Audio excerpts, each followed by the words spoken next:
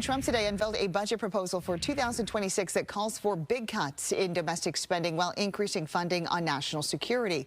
KTVU's Jenna Katsuyama joins us live in the newsroom with details on the plan and criticism coming from both Democrats and Republicans in Congress. Jenna. Well, late today, Republican Senators Susan Collins and Mitch McConnell both said that they opposed his proposed military funding, saying it was insufficient given the ongoing global conflicts. Democrats, on the other hand, say they oppose the proposal's sweeping changes. We're talking about more than 40 pages of cuts from education, health research, affordable housing, environmental efforts to the FBI, TSA, DOJ, and scientific research, all that could have a big impact on the Bay Area. President Trump's 2026 budget proposal was rolled out on Friday, and it laid out cuts of $163 billion, or 22.6% of domestic spending. Areas most impacted include housing and urban development by $34 billion. Health and Human Services would lose $33 billion.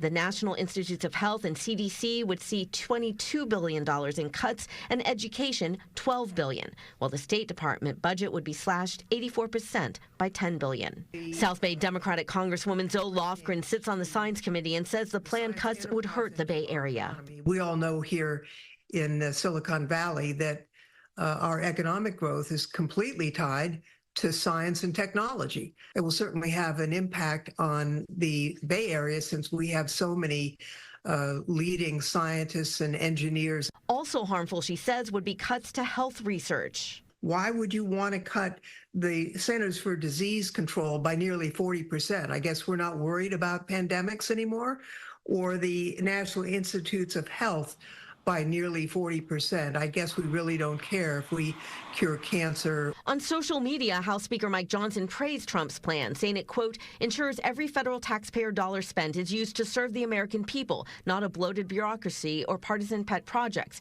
But Trump's plan is also causing a split in the GOP, with some Republicans who want savings to reduce the national deficit and not go to other spending. We say we're going to make all these cuts, and then we turn right around and we give all the money to the war pimps at the Pentagon. President Trump's proposal calls for increasing defense spending by 13%, or $113 billion, and giving Homeland Security an additional $42 billion. For the military, you got to be smart. I'm on that committee, and I was looking at all of those things that they want to plus up.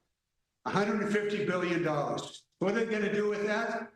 They're going to build new nuclear bombs. They're going to build new nuclear missiles. Things that we do not need.